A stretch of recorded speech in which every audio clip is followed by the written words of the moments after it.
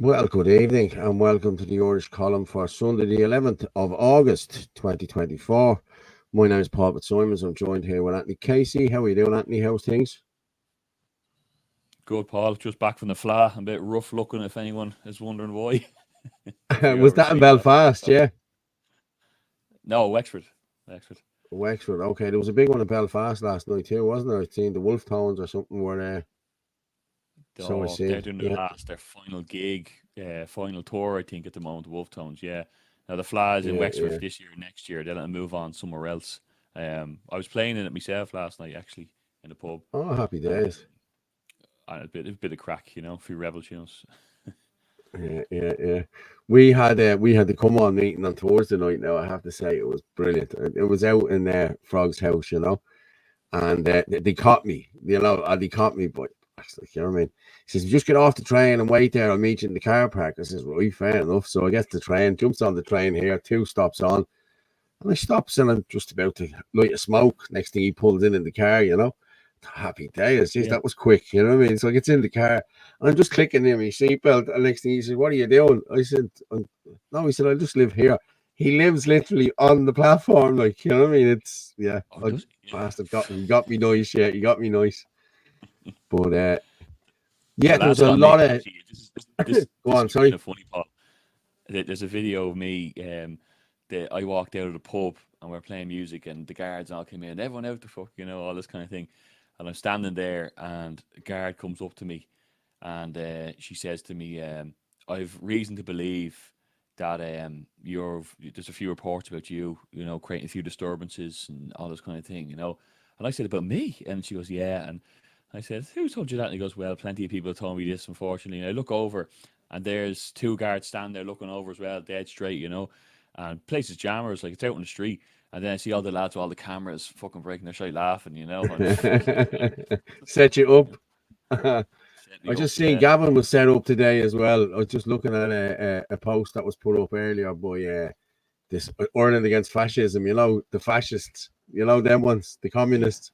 Yeah. But they put up a post. They put up a post earlier at Gavin, and it's Gavin standing there on his phone, I think he is, and there's a guy standing behind him. And of course, they got the picture, and it seems this guy is a loyalist or something like this. You know what I mean? Yeah. So Gavin found out who it was and posted who it was. But all he did, he was nothing got to do with the march or the protest. He just stood there, got the picture, and legged it. You know yourself. Yeah. But I tell you what, I am going to go with. We'll go with first here. Have you seen Herman's? Herman done what you call it? Where am I? Did I pull it up there? Yeah. He done a statement. You know the way the hit pieces are going out about all of the nationalists that the Kulak says no crowd brought the banner. That's all being dissolved now. That banner is toxic. That banner is gone. There's a new banner that you just watch this space. It should be out now shortly. There should be a banner shortly. But it's gone back to the people who started all this off. Like Kulak says no is not just since April, you know, or March or whatever this year at Crown. Like there's been people working on Kulak says no for the last 2 years, 2.5 years, you know, in the background, and they're staunch people, like they're good people, you know. And then what happened. Okay, there was a row, there was in the ranks and whatever, and shit happens. It's all sorted there now, and let's hope we can get everything back on track now. There was talk of a meeting tomorrow. I heard no more of it. There's supposed to be a meeting with councillors and whatever. I was invited to it, so we'll see. I haven't heard anything yet, so we'll see. But as I said, Herman sums this up pretty well, I have to say. So we'll go with Herman here, and we'll come back and talk to him. All these self-loathing lefties are going mad online. The left basically don't have arguments. Sinn Féin, especially, as a once nationalist party, which advocated that Ireland belongs to the Irish, that Irish resources for the Irish people, pinpointing the importance of national sovereignty. That's all been discarded. They've thrown that out. Now They all say Ireland belongs to all, not just to the Irish people, but to the whole world, to anybody who wants to come. And they've jumped on this thing up in Belfast. I'll tell you what happened in Belfast. 4 or 5 random guys representing nobody but themselves went up and they waved their flag around and they went and seen whoever they want. Let me make it very clear. The Irish Freedom Party didn't advertise the event. The Irish Freedom Party didn't attend the event. The Irish Freedom Party had got nothing, absolutely nothing to do with what went on in Belfast. So all these shinnerbots, all these people before puberty or profit, who are banging on about every nationalist in Ireland is really a loyalist. It's comical, it's desperate, and it's a lie. So let's get back to the reality that they, far left, people before profit, Labour Party, Socialists, Fianna Fáil, Fine Gael, Labour, Sinn Féin, they're all in favour of colonisation without consent. They're all in favour of a new plantation of Ulster, which is bigger in numbers and a percentage game than the plantation of Ulster in the 17th century. So they're in favour of the ones of colonisation. So they're the ones. And of course Sinn Féin and all these left-wing parties, they're all European Unionist parties, aren't they? They all love the EU life itself. And when they talk about Catholics and Protestants and what loyalist paramilitaries did, etc., you know what? The people who say this, if you look at them, what they say, and talk about Catholics and Protestants and Catholics being murdered and Catholics being done, they are the biggest anti-Catholic bigots you will meet. Remember, it was Sinn Féin protesting outside a Catholic church for refusing to fly an LGBTIQ flag. It was a Sinn Féin councillor who said that the Catholics who pray the Rosary are worse than fascists. So, and the people before puberty and Socialist Party, they're all far left, rabidly anti-Catholic personalities and parties, and they don't fool anybody. So, they're European Unionists who don't care a damn about Irish sovereignty, about prioritising Irish people in our own country. They don't believe that Ireland belongs to the Irish, they believe it belongs to everybody. So they're all in favour of colonisation and a new plantation of Ireland. Just making sure things are very clear.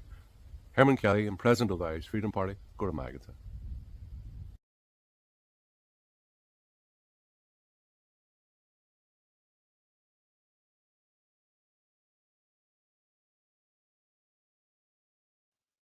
Well, he's bang on, isn't he? Bang on. That's exactly what happened. That's exactly what happened. It is, yeah. And people kept saying to us, you would have got this as well, Paul, what do you make of this? And, you know, nearly kind of people trying to set you up in traps to... Trying to do it all the time. Because, you know, and really, like, it's exactly what Herman was saying there. Like, people can do that, but the problem is we need to march down here because our government is down here. So there's no, like, we all have a common enemy, sure, but, like, there's no point in us marching against the Irish government in a different country. I'm not saying it's a different country up the north, but against a different government's territory, if you know what I mean. So we need to be on the streets in Dublin or in the streets of Ireland, outside IPAS centres, you know, stopping contractors. We don't need to be in Belfast waving our flag. I'm not putting anyone down by doing it, but all I'm saying is that, look, yeah, we belong down here doing our thing. Well, in the space of 3 weeks, like, it was weird. Like, it was really, really weird. In the space of 3 weeks, Coolock Says No went from being the epicenter of the world. Like, everyone was talking about Coolock Says No. Everybody. It was all around the world, you know what I mean? And then in the space of 3 weeks, the whole Says No movement, they're trying to, boom, that we're all the same. Everyone is the same. Malachi's the same. Gavin's the same. I'm the same. Herman's the same. You know?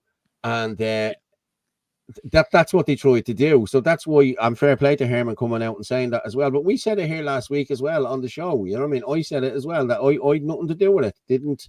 Yeah. And a lot of the people in Coolock had nothing to do with it, and they still have nothing to do with it. And now, as I said, there's a breakaway group. Now, I don't know whether them lads are still Crown. I don't know whether they're looking after Crown Paints or what they're doing.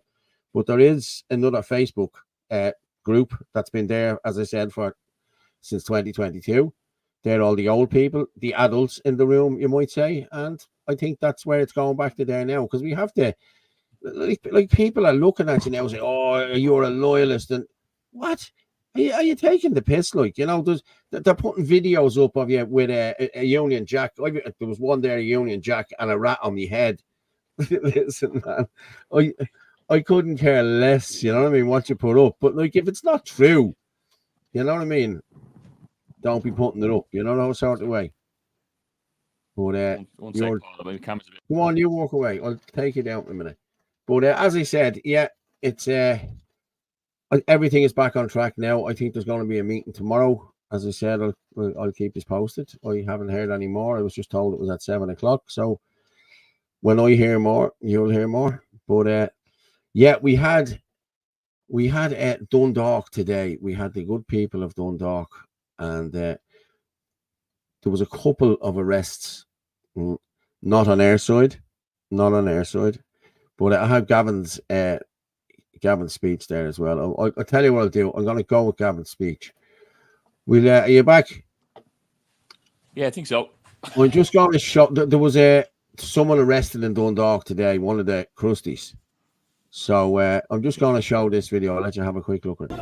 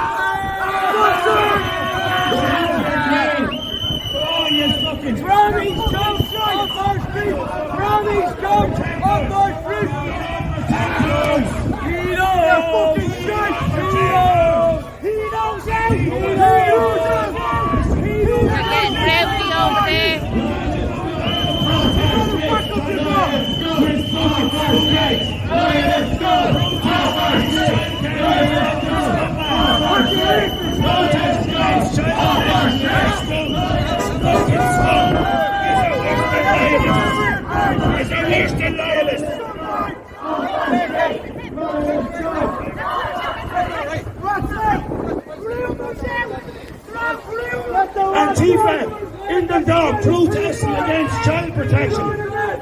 Protesting against child protection. Fucking scumbags.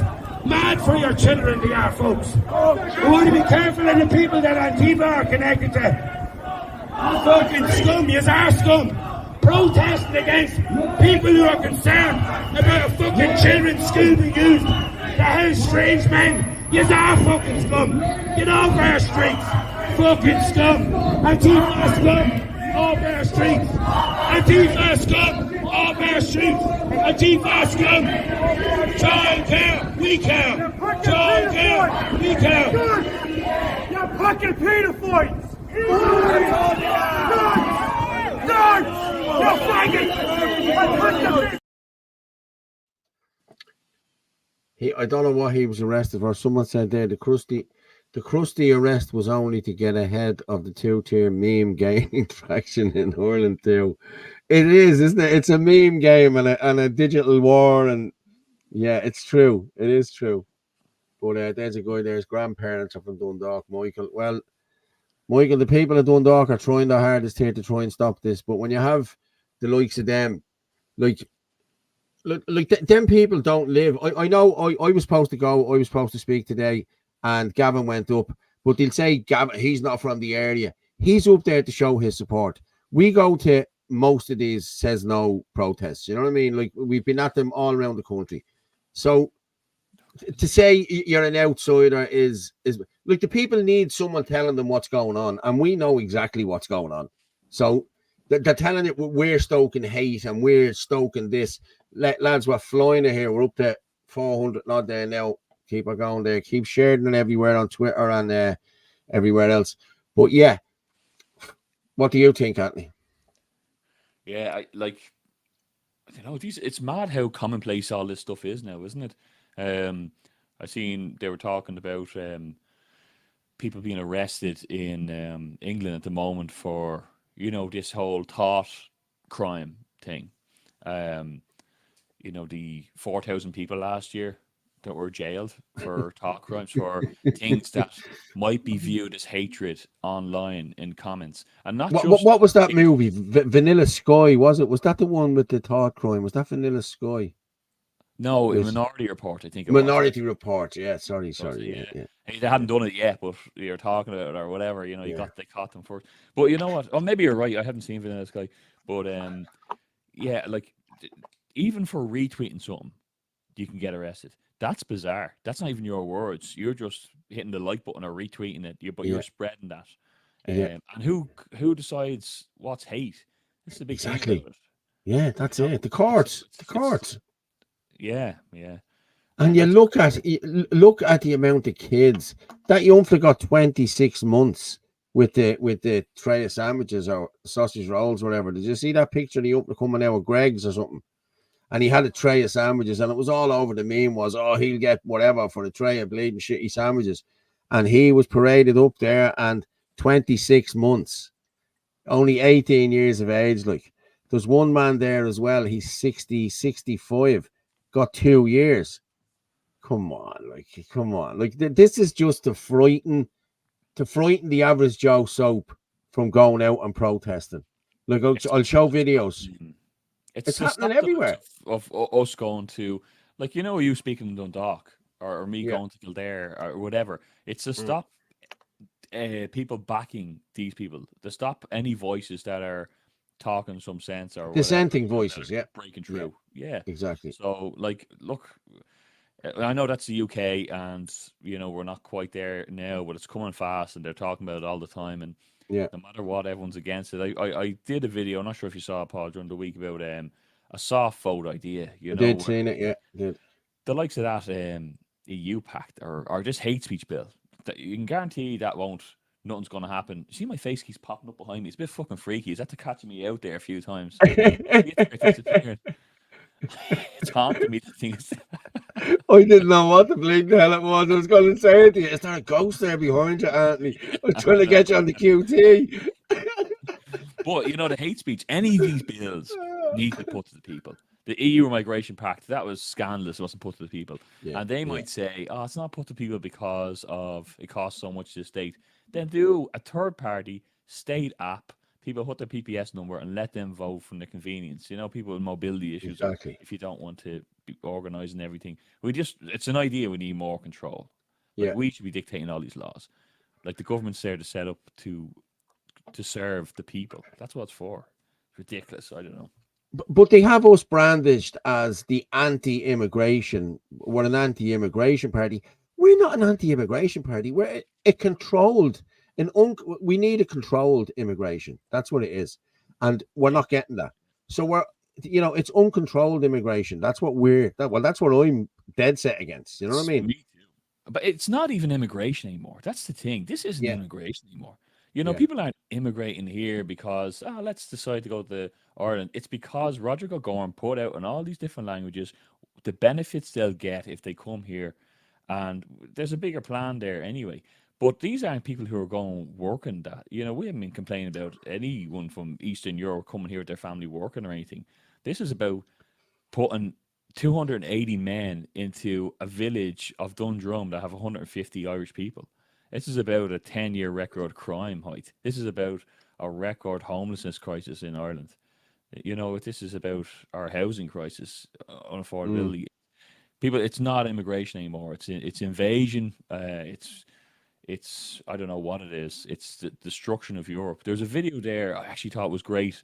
I'm trying to upload it. I will try to upload it for later. It's saying it's the wrong format there, MP4. It's a bishop talking about the plan across Europe of Islam, the Islamic Revolution. Is this Bishop Vigano, is it? I'll tell you who it is now. I might have sent it to you. The Wi-Fi's gone. Since last week, the Wi-Fi out here is disgraceful. They're trying to shut me down. There was a bishop.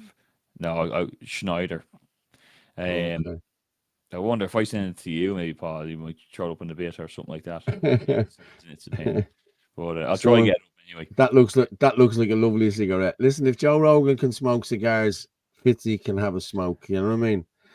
So, we all want is controlled. Yeah. But yeah, we all want controlled immigration. We have to have controlled immigration. The borders have to be closed. Like, close the borders and let's get a hold of this. Let's get rid of the ones that's illegal and let's work this out. Look after our own people and then let's see what we can do. You know what I mean? But doing this the way it's being done is just it's blatant suicide. Like the amount of people talking about suicides, the amount of people that are killing themselves is gone through the roof. That's another thing, yeah. That's a record high. And nobody's talking about it. That was already, Ireland was already like one of the highest in Europe for that. Of course, and we didn't need that to go higher. And since COVID, since everything they brought in, since all of that, that's gone through the roof, and nobody cares about that really. It's all about helping everybody else out. I'll just see. I'm going to see if I can send that stuff to you, because my phone's about to die and it's not happening for me at all. But if you can't, you can't. But yeah, I was shocked to see all the videos that emerged from the UK this week. This is what we've been talking about. And if people are watching this and they're think that we're aren't in our mind view of what's going on, and they think that we're just racist and idiots and all that kind of thing, they haven't got their head screwed on. You only have to look at the north or all across England, all last week and this week, gangs of foreign nationals going around beating people with their knives, just pulling people out of restaurants and bars and all. Well, I'm going to show there's a minute and 3. It's only a minute long, but there was a couple of them that I just pieced together there on this one. But this shows you what happened on, was it Wednesday night? This was Tuesday or Wednesday night in the UK. Yep.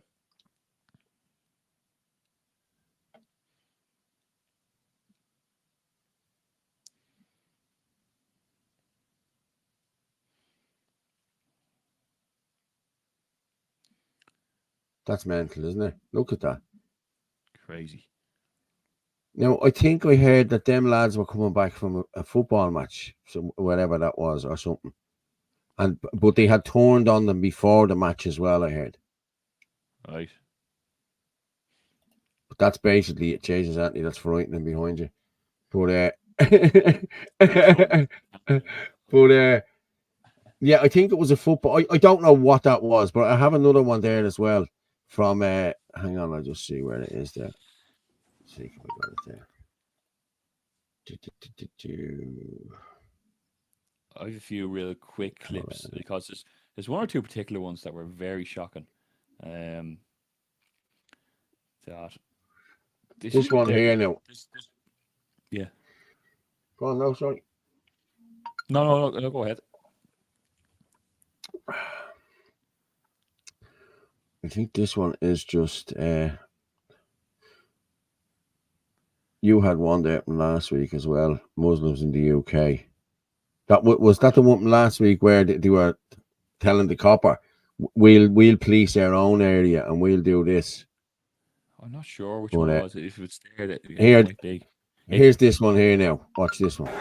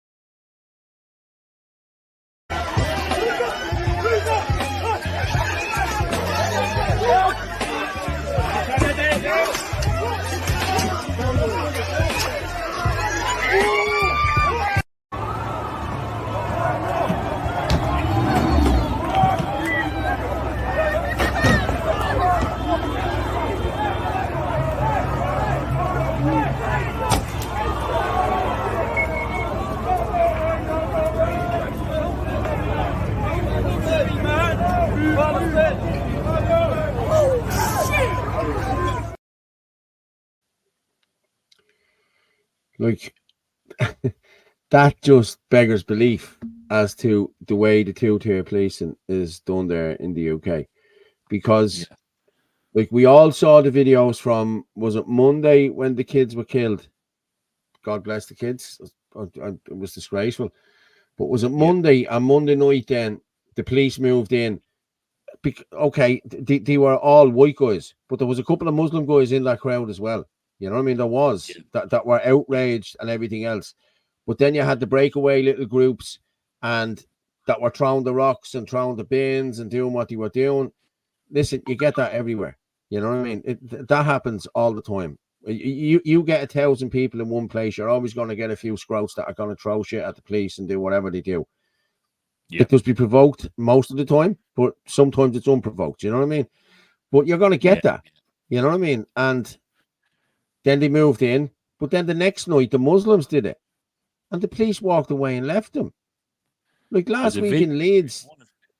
Sorry, go ahead. Go on. Yeah, there's a video. I'm about to send you a couple of videos there. There's one of them there, right? There's the police are holding back an English guy while the Muslims are punching and attacking him. It's like a 15-second long one. There's another one where their Muslims are chasing the police car away and it's streaming down the road. We are realizing now that they can't handle this. If the police in England can't handle it, we certainly can't handle it. Yeah. Let me just save this there, and I'll. Okay. But this is what's coming. You know, I was talking to someone. I won't mention any names because I didn't ask permission. But people are afraid of this exact thing. The threat, the crime through the roof, the threat in our communities. You know, even I always talk about, you know, look at Floods Cross or Carlow, or, you know, these places are massive amount of people there, you know. And this is what's coming. We're seeing this happen in England now. We're not far behind this. I really think we're going to see a lot more of this by the end of the year. Yeah. Oh, definitely. I'm just going to play this one here. Hang on. This is the UK police one that you just spoke about. But watch this. As Anthony said, the police are holding your man and they attack your man and the police leave your man to get bashed. It's...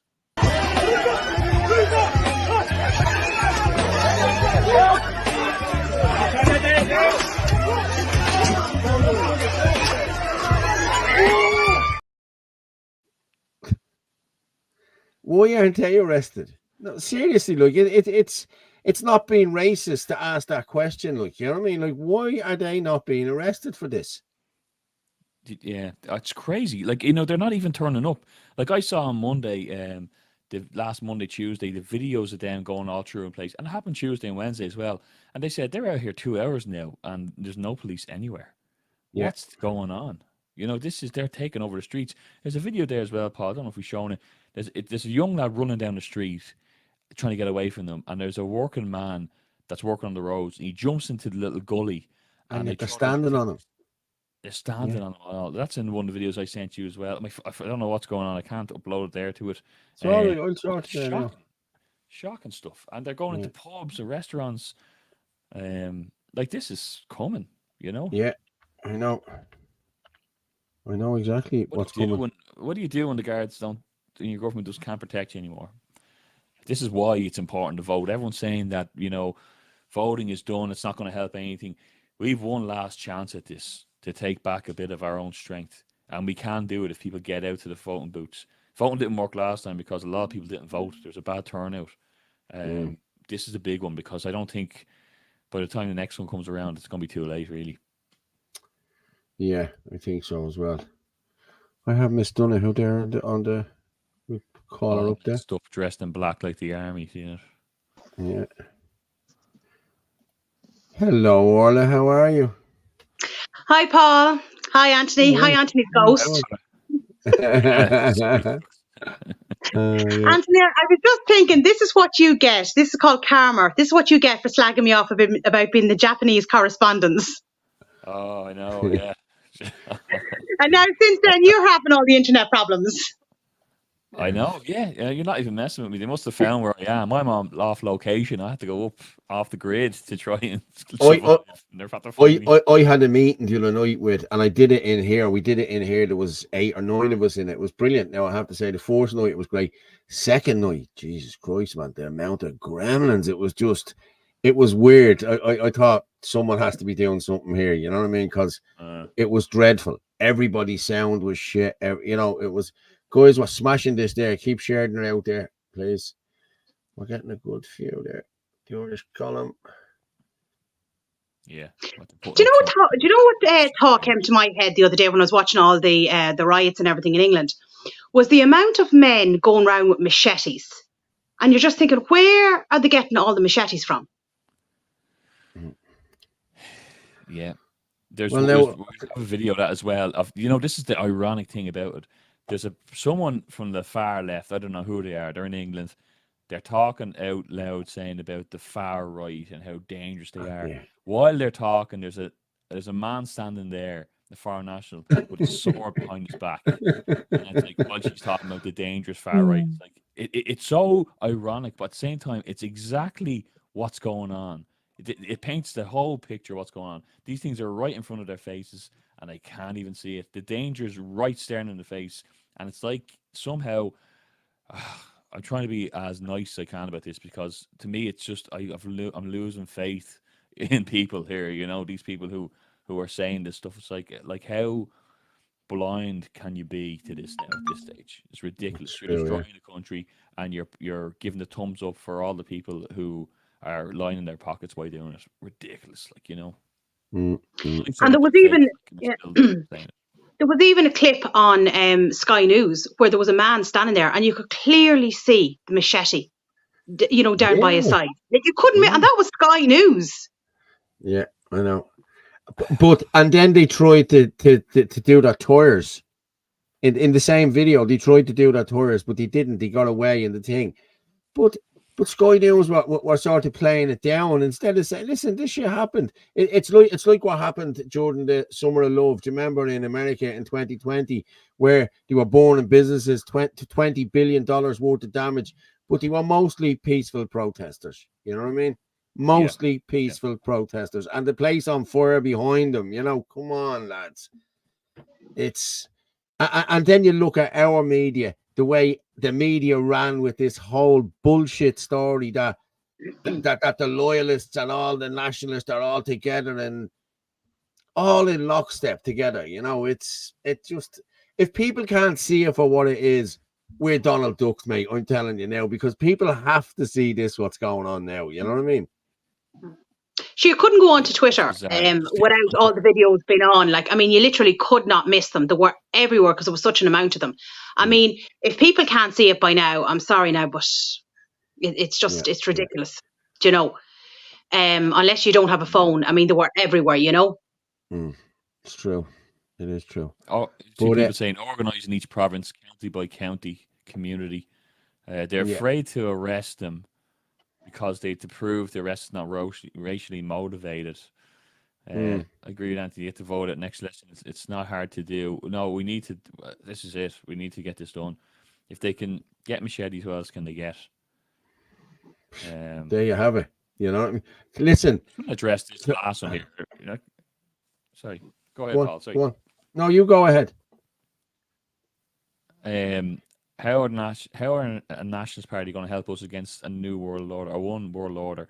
Look, I know this is what some people say, that this is a losing battle and this is written and this is what's going to happen. And look, one thing I will say about it is, you look at Poland. Poland are in a much better shape than we are in, because they sorted this out from the get-go.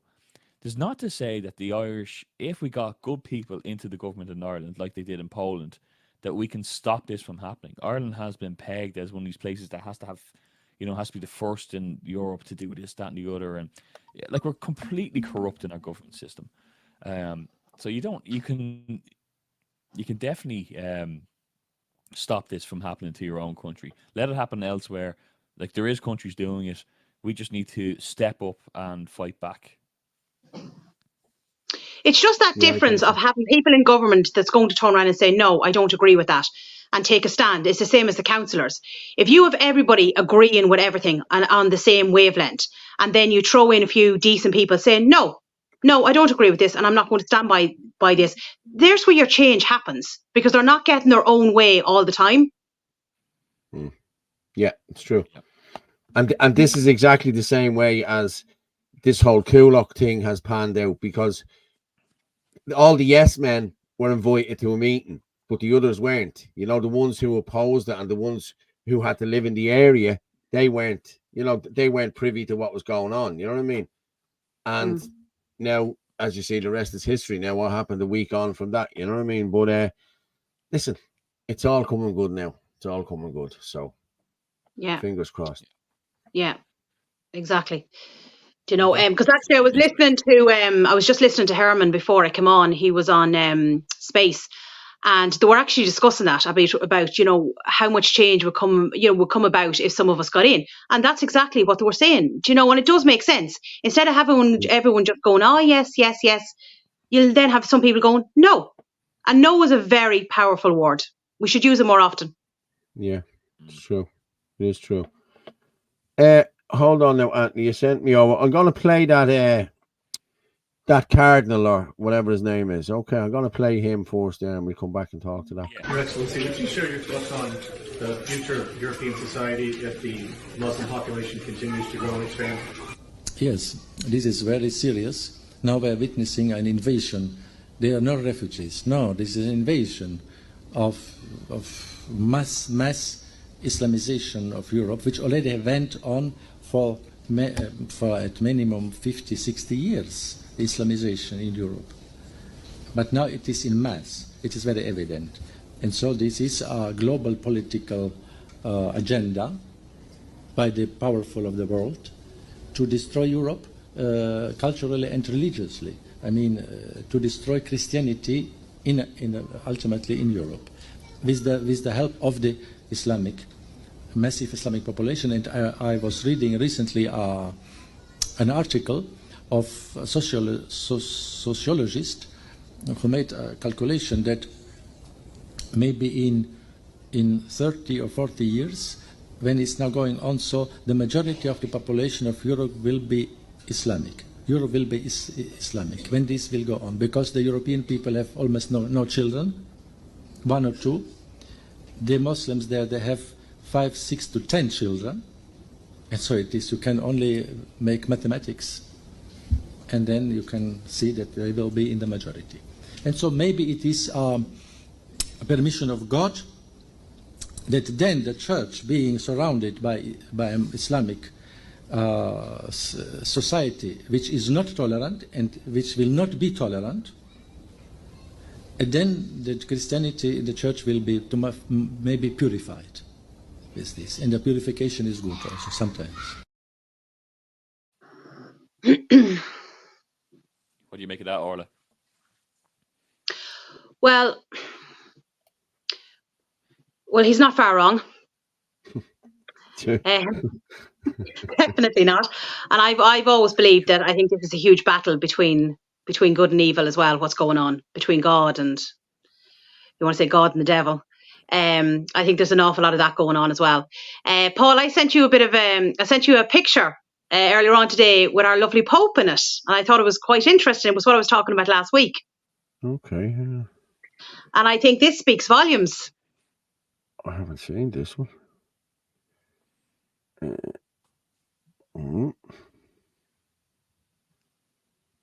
Of a Pope. Mm-hmm. Oh, seen it. Yeah. I've seen that before. Kissing the feet. Mm-hmm. Yeah. I've seen that. Like, yeah. Are you able to put it up? Yeah, hang on. I just think it speaks volumes. Do you know what I mean? I mean, if we don't have a Pope that's going to stand by us, what hope is there? Like, do you know what I mean? Yeah. Yeah. Look, I think we have to give up on that idea. I think that's all controlled. All like, you get a few good bishops like him speaking out, who's clued in, and he's not afraid to say it. Was that it there? Was it? It's gone. Hang on, you got it now. That's it there. How would you describe Pope Francis in 2 words? Like, I don't know what what can you say about that? You know? Exactly. You know, that's the head honcho. That's the closest to God that we have. You know what I mean? That's the next best thing to God. You know what I mean? And he's kissing people's feet. I don't know. You know. I'll stop sharing that there now. I'm gonna come back with that. That's yeah. I was talking to someone about that. You know, you'd nearly see. You know, I tried this. Oh my god, that's the biggest spider I've ever seen in my life. Sorry, I'm just going to keep an eye on that. The biggest what? Yeah, turn the camera. It's all ghosts. Oh, good luck, Anthony. I will go into war with you, but I will not go and fight a spider for you. Yeah, I should get this up. You're on your own. But no, you nearly think that the Catholic Church are heavily involved in this. Like the people who say that the Roman Empire never dissolved, became the Catholic Church. Like I was raised Catholic, but I would say I'm a Christian because yes, I know I agree with the Catholic doctrine, but I think that there was an awful lot that's in the Bible that they don't seem to adhere to, and there seems to be an element of control. And we all know man-made structures or organizations can be corrupted by people in them, and you have people up at the heads of them, like the Pope, who's well involved and all that kind of thing. The problem is people throw the baby out with the bathwater. They say, "Oh, look what the Catholic Church done. I couldn't be religious then. I can't believe in God." And say, it's different. You know, there's the Christian creeds, there's the message. That all came before that church was established.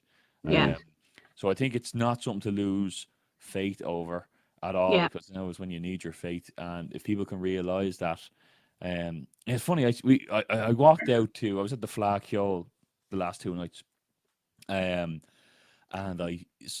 my friend was out, and he gets into these deep conversations with people, and sometimes I have to watch him because, you know, they can be too much for people and they're having a few jars, you know. But there was a woman sitting down. She didn't say what she was. She said she was a scientist. That she couldn't believe in God because she's a scientist, and there's, you know, so much wrong with that statement. It's like the whole Christian revolution, the whole scientific revolution is done by Christian scientists. You'll see them all, Galileo, all these guys. Were all Christian scientists, and even, you know, to get down to the bones of it, you know, matter can't create matter. You know, the Big Bang and all she was talking about said nothing exploded and everything came in complete order. It's bizarre. Even the theory of evolution, Darwinian things, have been thrown out 10 years ago.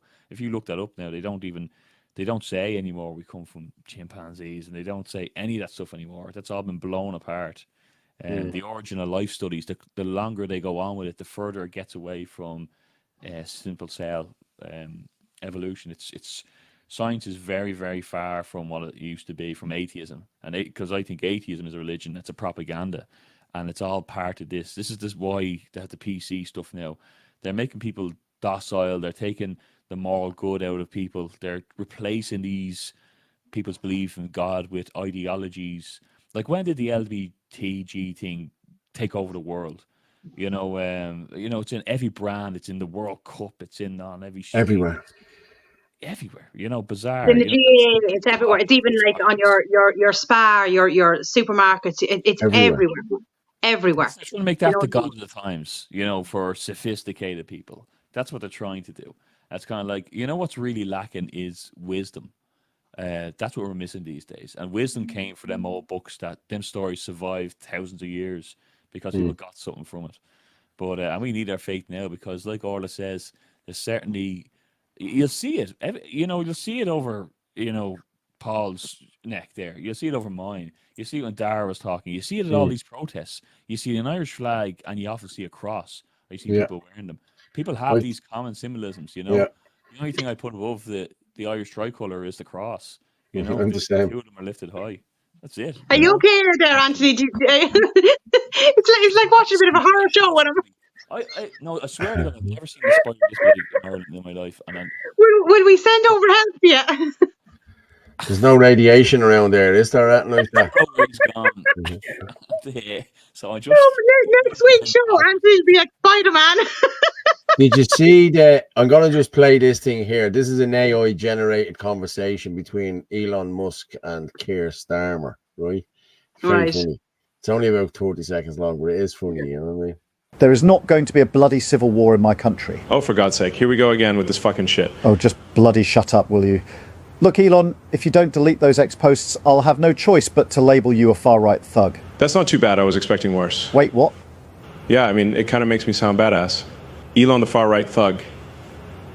Yeah, I kind of like it, to be honest. What do you mean? Being called a far-right thug is possibly the worst thing you can be called in this day and age. Yeah, whatever you say. Right, fine. I'll ban X in the UK then. You know, VPNs exist, right? No, what in the far-right wizardry is that? Never mind.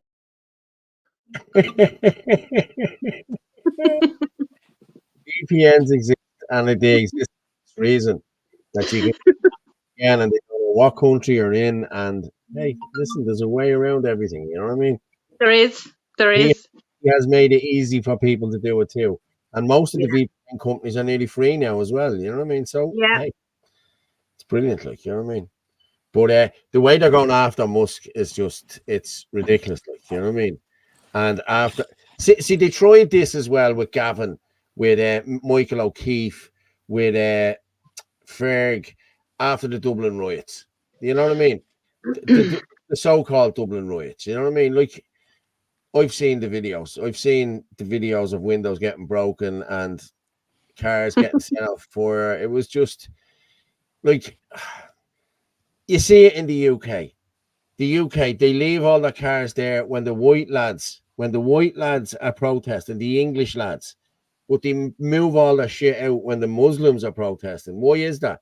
Because the Muslims would set it on fire, and they know that, but they can't let that be seen on the media that the Muslims have done this. You know what I mean? Yeah. The same way as they're not showing it. Now, listen, I've no beef with anyone here, you know what I mean? But you look at it, it's a two-tiered justice system. It's the same here.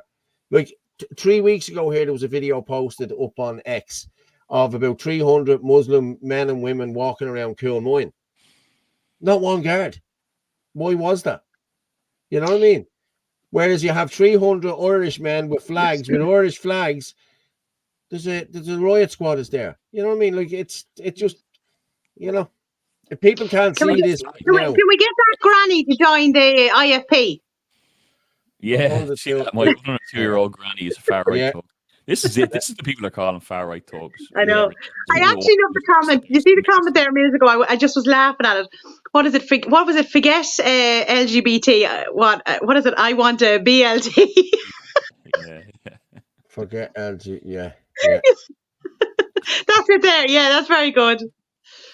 You know, but you even look at the way that they're trying to drag Kelly Harrington and all into all of this shit. You know, she said this, she said that. She didn't say anything. Look, I'm going to play Michael's video now in a few minutes. He explains it really well. But, like, again, you know what I mean? Trying to drag her into it. You know, she didn't get punished for this. Punished for what? She retweeted something. She just posted on it. This girl says 12 people have been killed and blah, blah, blah. It was just a retweet. But yet they don't want anybody talking. That's the problem. They don't want anybody having a voice. You know what I mean? Like the likes of me, I could post out tomorrow, oh, there's a migrant centre. I'm at the getting word migrant centre in such a place. Then if something happens to that migrant centre, it's all on me then. Oh, Fitzy said this and Fitzy said that. Yeah, it's bullshit. Like, the internet is there for you to put your stuff out there, and we all have an opinion. Opinions are like arseholes. Everyone has one, you know what I mean? But you shouldn't be stopped from voicing your opinion. You should. That's not free speech. Free speech. And again, who decides what's hatred? Like, you might have a transgender fella standing over there and another guy behind, and you say, "Oh, you're homo," or whatever, something stupid like that. Oh, oh no, I don't like that now. I'm going to report you for that, and then I'm done for hate speech for calling him a homo. Like, well, he is a homo. Like, come on. Imagine the amount of crimes that be committed in every single Dublin pub after a few jars, you know? If that was the truth, you know?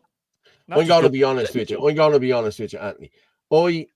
I've told you this story before. There was a guy who walked at me trans into a woman, right? Now, if they had a recording in the car for every time we went outside to talk about this, I'd be doing life. You know what I mean? Because you'd be calling names, you'd be saying, "Oh, sick bastard," you know, stupid shit like that. But that'd be all hate speech now. You know what I mean? Yeah. Like who decides what's hate speech? You know, years ago, you'd call someone with glasses be a specky fucker, someone that was fat to be a fat fucker, someone that was black to be a black fucker. You know, like, when does it stop? You know what I mean? You're not allowed to say them things. People say you're not allowed to say it anymore. We've just said it. You know what I mean? Sorry, I don't like it. That, Paul.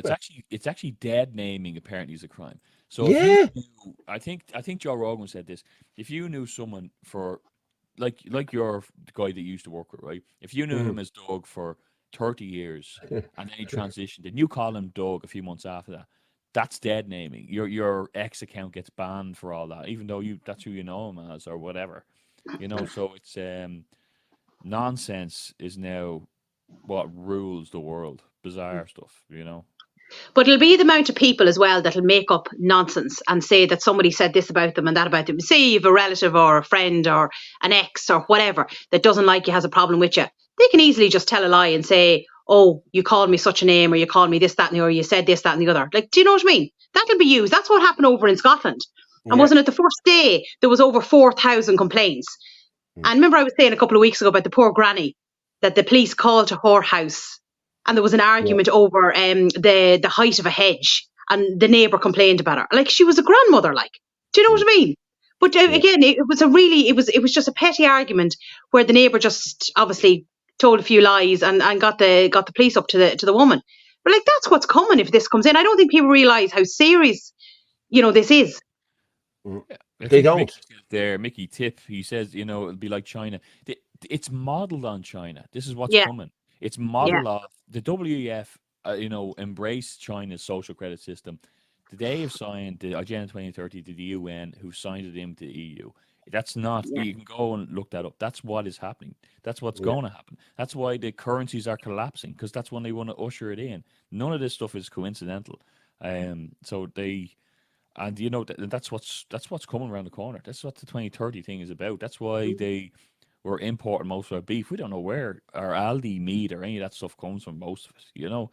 Like the farmers are selling out left, right, and center to, you know, PV to put stuff on their grounds, and I don't know. Like it'll get fairly bad. It'll get really bad, you know. And I think I said it earlier. I said to Paul certainly before we came online that there was an elected councillor, I won't name him, but he said to me that, you know, if we don't do this, if we don't get a few decent people in power in this general election in October, if it is October, he says, then I'm going to have to get out of here. This is going to be a bloodbath like the UK is turning into. And the UK is only kicking off. That won't die down. They're there now. That crime element is there. They own them streets. The guards aren't coming out for them. And the police are almost showing them, look, we're not going to, you know, we're not going to challenge you. We're being destroyed by it, you know. But what are they going to challenge them with? If you have a gang of fellas coming towards you with machetes, what are you going to be using? Pepper spray? Do you know what I mean? Yeah. Like even the police over there aren't properly armed for this. You know, like the question should be asked: where are all these weapons coming from? And I saw a comment there: if they can get the machetes in, what else can they get in? Do you know what I mean? Yeah. You know, it leads on to like, is this the black market, whatever it is? If they can get them in, they'll get something else in. You know, and like, how are the police going to manage something like that? I see this guy here, Frank. All you're doing is talking. What are you doing? I tell you, you know what? I get this comment from a lot of people who are doing nothing at all, sitting on their couches. We're at the protests. We're the ones that are savaging our reputation by putting our photos up on billboards across the country, trying to change things, trying to get. So we can't do it unless people vote us in. We are the ones who aren't politicians by family because Fianna Fáil, this, that, and the other. We're the ones who actually care about the country, you see it now in England, the crime rates, and about all that kind of thing. So, like, we're here on our Sunday night from 9 to 11 every week. Like, what are we doing? Like, we're at the protests. Paul's at all the Coolock says no. He's heavily involved there.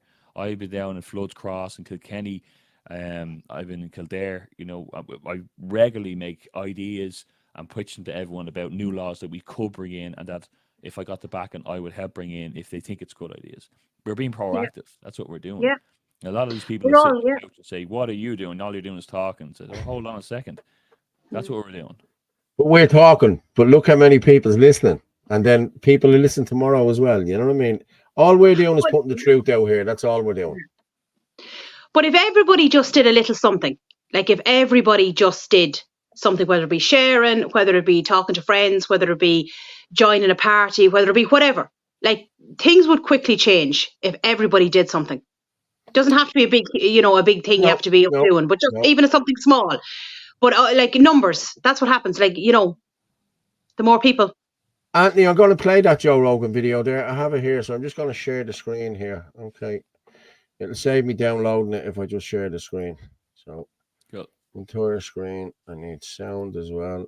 Yes. Sound, share. I'm just going to drop you down. And where we go? We go over here. Joe, where are you? There's Joe there. Wait, I'm just going to play that there now, are we? Where people getting arrested for tweets. Yeah. Well, England, people talk about Soviet Russia, like how bad Russia is in terms of cracking down on thought police and cracking down on bad tweets and things like that. I think the statistics are, I think England I think there's something like 4,000 people have been arrested in England for thought crimes, where they've said things online that people find to be a hateful thing or a problematic thing. And I think it's only 200 in Russia. Oh, wow. Yeah. That says a lot. Yeah. Maybe in Russia, they're too scared to do it at all. Could be. Yeah. But the fact that they're comfortable with finding people who've said something that they disagree with and putting them in a fucking cage in England in 2024 is really wild. Yeah. Especially they're saying you can get arrested just for retweeting something.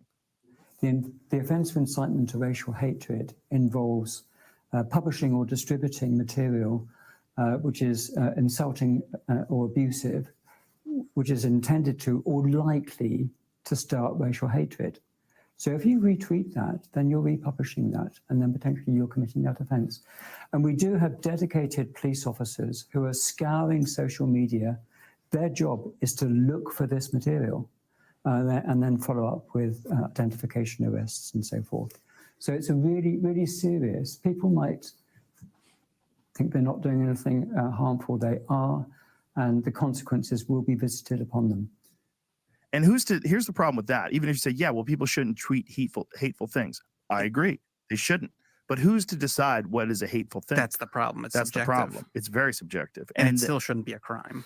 And in our lifetime, we've seen that get moved, right? So it used to be if a guy thought he was a woman and his name was Doug, and you grew up with Doug, and all of a sudden Doug wants to be called Debbie, if you call him Doug, it's no big deal. Like, yeah, maybe you're being rude to call him Doug, but it's not a hate crime. Right. Okay. Well, now a lot of people think it's a hate crime, and that got you banned from Twitter for life. So if you dead named someone on the old Twitter, you were banned for life. Dead name, not even making up a name. You can call him an idiot. You can call someone an idiot. Okay. Forget about a man and address. Maybe that's a problem. But if you call like a regular guy an idiot, you stupid fuck, fine. No problem. But if you call Doug, you will get banned for life. Okay, that's the new hate speech. That's crazy. Now, if that keeps going, that didn't exist before. If that keeps going, maybe you can go to jail for calling him Doug. Maybe they think it's okay to put you in jail because you violated their hate speech laws. Wow. That's the one you were talking about, Anthony, yeah? Yeah, that's the one, yeah. That's crazy. What's happened in England is just a step away from happening here. Because I know Scotland has hate speech bills in, but Ireland's very, very quickly going to pass that in. They've been threatening it for a while now, so we can't say anything. And they have the guards that are in these departments already, in the stations that are already designated for these social media things in Ireland. So they want to stop any opposing voices, by force. Well, you look at your man who's head over the Commission of Man. Sure, he worked for the Chinese government. He was the man that looked after. Yeah. He was the censorship guy in China. So he looks stupid. I wouldn't say he's that stupid now, to be honest with you. I'm just going to go with a video here for a minute, right? It's Ben Scallon talking about the Minister for Justice. I found this interesting because both of them contradict each other. So I'm going to bang it on there. A few months ago at a press conference, Justice Minister Helen McEntee told me and insisted that Ireland needs to pass the hate speech bill, and her argument was that Ireland doesn't have any incitement to violence legislation. Our incitement legislation, which is already there and dates back to 1989, but doesn't take into account the fact that we now live in a digital world. We also don't have incitement to violence legislation. Now, at the time when she first said this, it struck me as a very strange thing for a Justice Minister to say. After all, I'm no legal expert, but I'm pretty sure that openly inciting violence against people is in fact a criminal offence. I don't think it's illegal to go on social media and call for violent pogroms. But when I pressed McEntee on this point, she insisted that incitement to violence isn't actually illegal. Is it currently legal to incite violence? If somebody was to do that, would that not be in breach of Irish law? Obviously, if somebody commits a violent act, that is committing a crime. But what you had said earlier was that there is no legislation in Ireland around incitement to violence. I'm saying currently, if somebody was to incite violence and go out and say, let's attack this individual or attack this group of people, would that be legal currently? What I'm saying is we don't have incitement to violence legislation. The Gardaí are telling me that is prohibiting them in actually doing their job effectively. We don't have hate crime legislation. What we have is incitement to hatred legislation, but it's not updated. It doesn't take into account the fact that we live in a digital world. So according to Helen McEntee, the Justice Minister of Ireland, this country has no legislation to deal with incitement to violence, online or otherwise. That, she says, is why we need the hate speech bill, to correct this alleged problem in our law. That's her story, and she's sticking to it, apparently. So how strange is it then that Taoiseach Simon Harris said literally the exact 180-degree opposite at a press conference just this week? If you decide to, hide behind a keyboard or hide behind an anonymous account and threaten physical violence against anybody in this country, that is illegal. That is taken as seriously as a threat that is made in person. And you will face the full rigours of the law. So if you break the law, if you decide to threaten somebody, if you decide to incite violence, if you decide to incite hatred, if you decide to intimidate somebody, if you decide to, engage in activity that's causing social unrest, you're not going to be treated differently or especially because you happen to do it in a cowardly manner behind an anonymous account. You're going to meet the full rigours of the law. You'll also notice that McEntee was standing right next to the Taoiseach while he was saying all of this, and she decided not to interject or correct his apparent error. I mean, doesn't Simon Harris know that incitement to violence is apparently legal in Ireland? That's what the Justice Minister told me. What I'm saying is we don't have incitement to violence legislation. If you break the law, if you decide to threaten somebody, if you decide to incite violence... I think it's pretty clear at this point that McEntee's claim that Ireland doesn't have legislation to deal with violent rhetoric is patently false. In fact, it is textbook misinformation from a government that can't stop talking about the supposed dangers of misinformation. And if the only way you can argue your case is with non-stop misinformation, then I think that says it all about your idea's merits or lack thereof.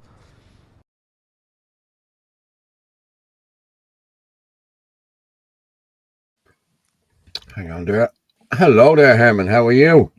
Hey, Herman. Hi, The ball is you in. know what? That was a very good takedown by Ben there. And the thing is about Helen McEntee, is she stupid or is she just incompetent? That's a great puzzle about Helen McEntee. Which one is it? Stupid or incompetent? She couldn't be. Is she that stupid? She's stupidly incompetent. That's what she is.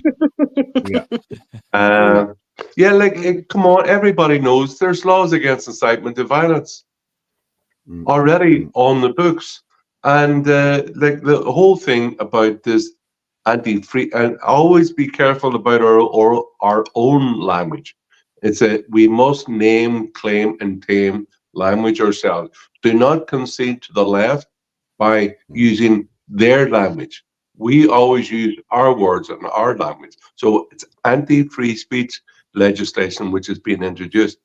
But what they really want to do is introduce inequality. At the moment, under the Irish Constitution, it's equality of all citizens before the law. What this legislation that they're hoping to introduce, or were talking about before, was to introduce inequality between citizens so that certain groups decided by the government were being given privileges, legal privileges over other groups.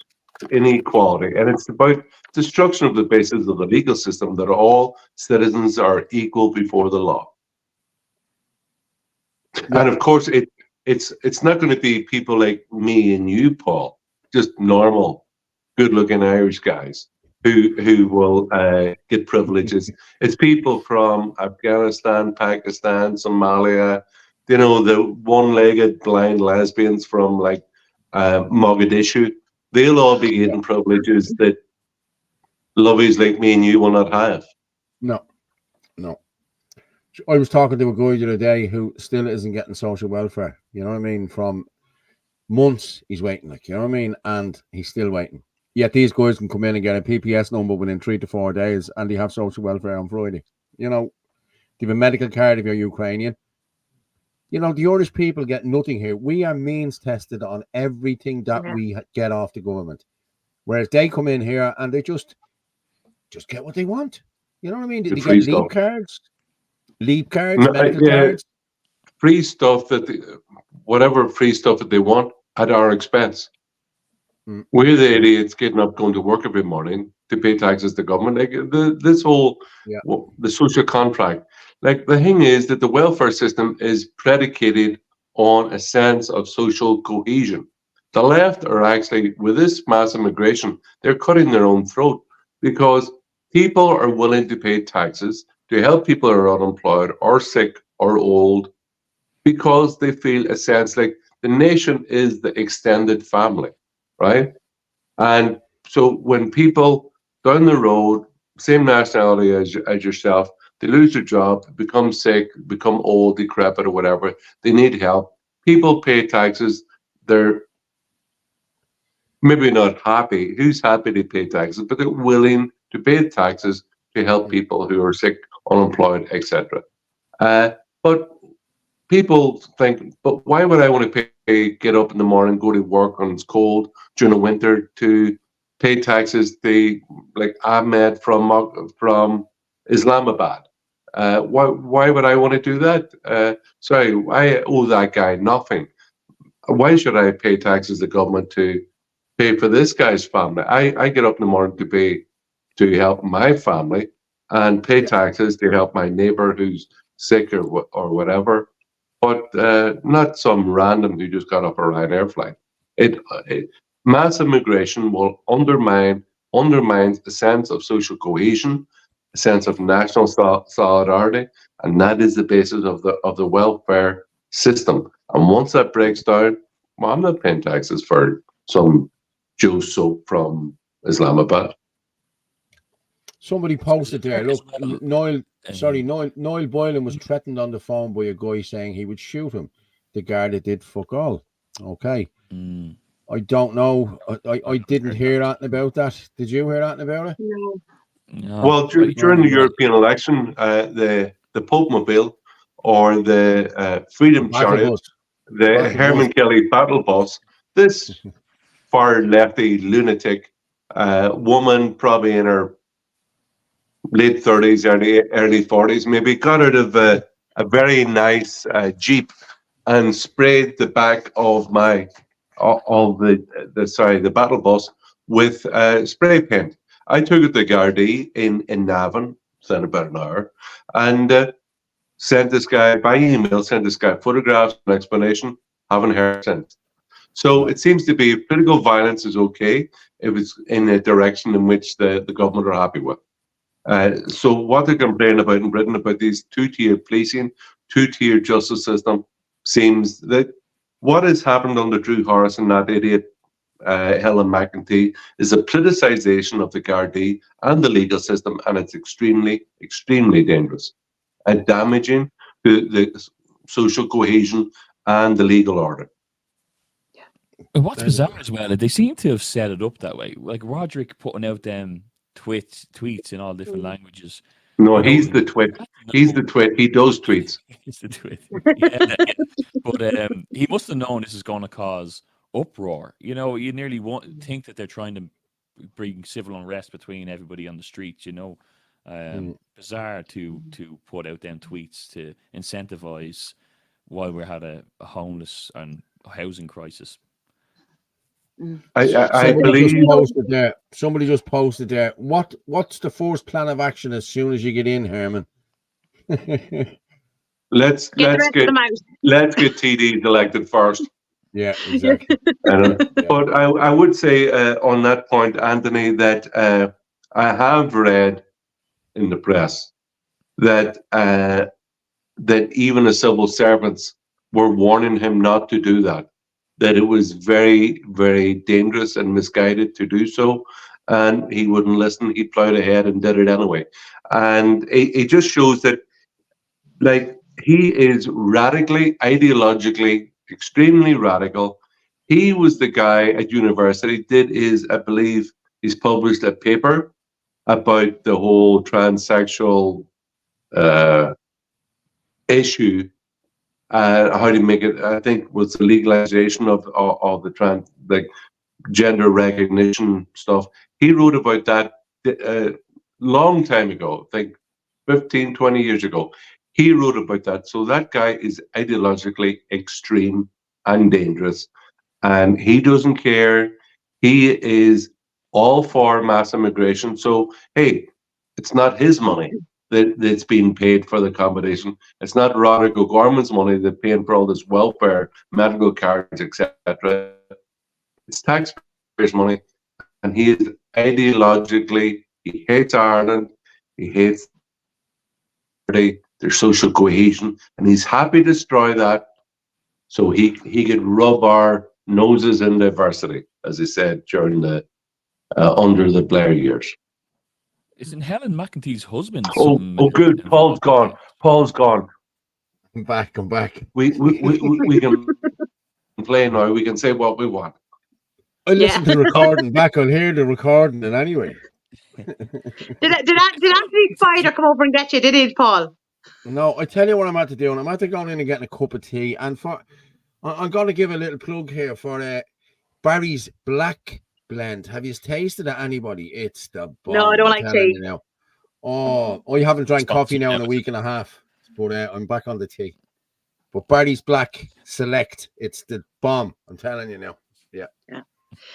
I was just thinking, actually, when you were talking about the hate speech, and about the bill if it came in, I just, you're just laughing, thinking, I wonder who that's going to be against. Me. Because I doubt they'll be doing anything, if anything, said against the likes of us. No. Oh, against me and you, Orla. It's against, like, it will be used as a weapon against normal 95 normal Irish people. So if you're white, Irish, Christian, actually, sure, Paul has the T-shirt. He's selling them, going cheap now. Signed copies from Paul. No, it'll be used against people like us, and it will be used to give certain privileges to the groups selected by the government. Yeah. Because I'm sure it's not going against, do you know that mayor in Limerick who turned around and said that all protesters should be shot in the head? I'm assuming nothing would happen to him. He can just say what he wants. That's okay. You would assume, right? Yeah. Do you know? Imagine I turned around next week and said at some public rally, I know, Paul, were you up in Dundalk this evening? No. My foot, I think there's something that happened to my foot. It's like I can't walk on it, so I didn't go up. I rang Gavin and he went up. So, listen, there was enough of them up there to do what they had to do. It seemed to be a good crowd. It seemed very good, certainly had the flag there.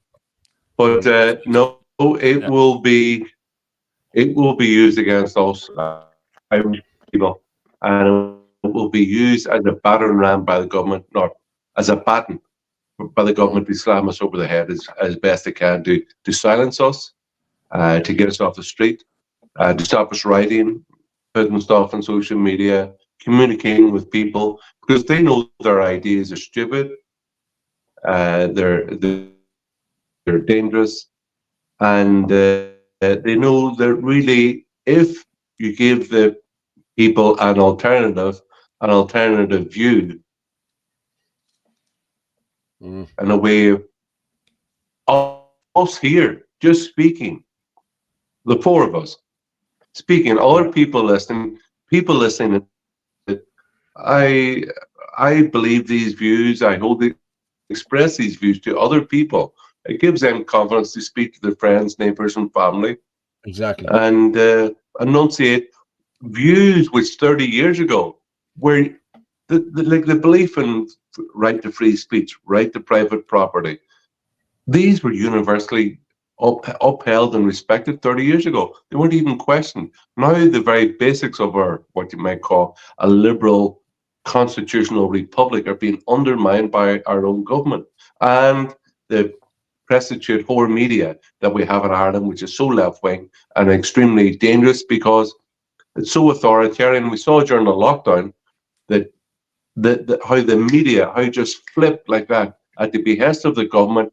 They were telling people they must be locked down, they can't see their family, they can't travel to work, etc., etc. Like, the media were really exposed during the lockdown. That was the only good point of it. But no, the anti-free speech legislation is very dangerous.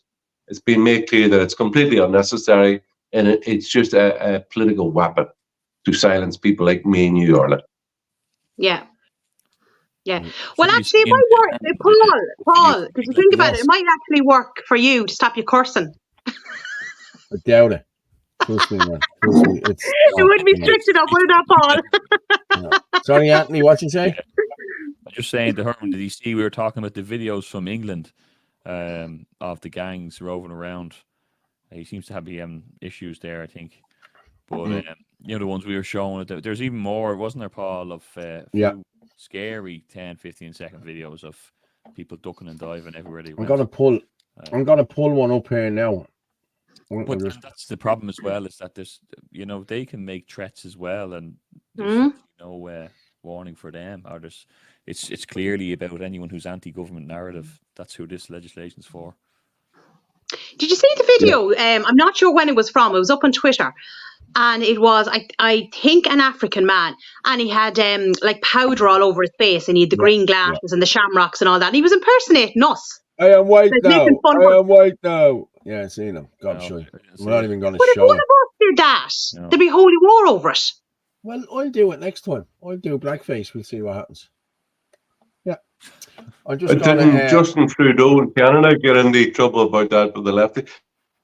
Actually, isn't it funny that, remember a few years ago, it was all this cultural appropriation that, like, for example, whitey can't wear African hair beads or whatever, because it's not from their culture, right? But but all these people going around with the Palestinian what do you call that scarf thing? Oh, it seems to be all fine now, huh? Yeah.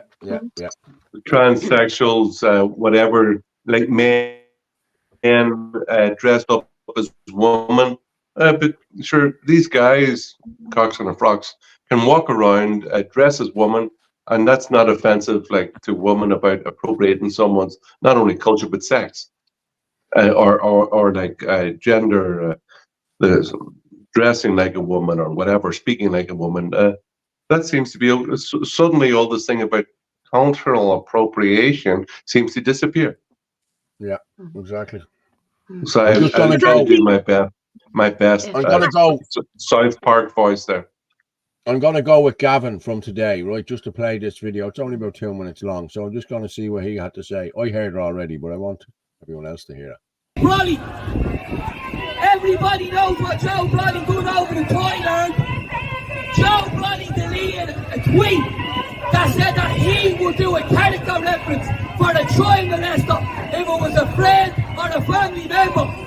They support him. They are the same people that called on Kelly Harrington when she put out a tweet, and now they're all licking up her arse because she's the only one that's a double Olympic gold medalist. That's who these people are. They don't care about your kids, and they sing and they whistle and they try to drown out your voice. Don't let them do it. That's the only flag that should be banned in Ireland. The tricolour, right? That's the reality of it. They go on about socialism. Richard Boyd Barrett is the son of a millionaire. That's what he is. He is a champagne socialist. Sinn Féin, Social Democrats, Fine Gael. He is all the same. Bought and paid for. Government shields the whole lot of you. Yous are only in it for the money. Never forget this. Connor Pope, Connor Lanny, the media, all they want to do is drown you out. But they don't care about the Hindus who are getting slaughtered in Bangladesh. You don't see you sticking up for them, do you? No, because you couldn't care less. Sellouts, that's all they are. Sinn Féin are traitors. Mary Lou MacDonald is in photographs with Drew Harris. That's the reality of it. Martin McGuinness is in photographs with Jackie MacDonald. Fact. And they have a neck to say, and yous are sellouts. That's all yous are. How much are you getting off, Simon? We don't care what they say. It doesn't matter. This is about the Irish people and their kids' future. Right? If you look at them, they're supporting the British government, wanting to drown out people's voices online. They are. And the reason why is because they don't want us to have their say. They don't want to hear what happened. The working class, all they do is punch down on the working class. They're led by Mark. He doesn't care, does he? And he calls them all out. Yeah. But you know what? I was up there last week in Dundalk, and I obviously I'm off on holiday this week. I'm off in Mayo at the minute. But I don't know about the benefit of an event like that, where you have our crowd, our kind of nationalist group on one side and all the lefty lunatics on the other, and blowing whistles and shouting at each other. I wouldn't give those people the satisfaction of doing that. Like last week when I was there, I went, leave the lefties there to their own devices and go up to court, and you just speak to your... Gavin there is a very good speaker, right? And like the points made were very good, but why is he having to shout into a microphone over like whistles and like I don't really see the benefit of that. When he could go up to the court, up to Market Square, stand outside the courthouse and make a speech among his own people, and it's a happier affair, and you don't have like the guy obviously getting tired there, shouting in the microphone for so long. Very good speech, and he's a very good speaker, Gavin. But you know what? The whole people who are organising that thing should really think, why didn't they do it like last week, where just walk a few hundred yards up the road and speak outside the court without all these whistles and stuff like that. That's what I think. That's crazy. And That's crazy. We're a political party. It's not a permanent protest. It's not about street rallies. It's about meeting people at the door and getting them to change their voting pattern and seeing that it's important to vote for the Irish Freedom Party, vote for the Nationalist Party, who believes in the good of the Irish people. And it's not like getting down and dirty with a lot of unwashed, self-loathing socialists and shinners. Like, really, I don't know. I think it's below us. Yeah. Because actually, what I was going to say there was, Anthony, you were asking there earlier on, like, when did all this stuff come about? I think it was definitely during all the lockdowns, you know, where just everybody was online and everybody was doing videos, and kind of nearly anything went at that stage because everyone was at home and they were bored. And I think that was the whole start of all this. I can't remember. Start of what, Orla? Like Anthony was just saying earlier on, like, you know, like the whole start of the whole, we'll say the whole trans thing. I think everything leading on from that, you know, I think even leading on to where we are now, you know, I think that was where was the turning point. I think that was it, when just during the lockdowns, because everybody was online. Yeah, well, what I was saying was that every company in the world, the World Cup and All the closed franchises all seem to have this flag. You know, it seemed to have taken over the world. But it certainly is an ideology they rolled in. You know, it's funny. I was in the Flag Hill the last couple of days. Serious Garda presence there, massive. Didn't see any trouble now. It was a Wexford town. But Simon Harris was there, and he went to a local stand. There's a woman and her child had made these home-baked sweets and buns and all this kind of thing. And he outside it, and he smiled, photograph taken, and everyone said he just with that didn't buy a thing, hopped in the car and drove off. He got his photograph done. Didn't even speak to the people. Bizarre, like, you know, just it's such a false. You know, I don't know how anybody in this country could stand behind these people who are elected, like as even decent people. They clearly aren't. You know, it's what they're doing is destroying this country. And he did that in front of everyone. Everyone saw exactly how he behaved. You know. Yeah, but how many times? Like, how many times do people have to be lied to before they stop voting these people in again and again and again? Because every time it's lies before election, and then they turn around and show the true colours as soon as they get in. It just makes no sense whatsoever. I was actually watching, or I was listening to Space, Herman, before you come on, and a question came in about, you know, how would things change if some of us got in? You know, the way you were having that conversation, that even one or two of us got in, that it does make a difference, because then you've got opposition and people actually turn around saying, no, I don't agree with that, or no, I'm not going to go ahead with that.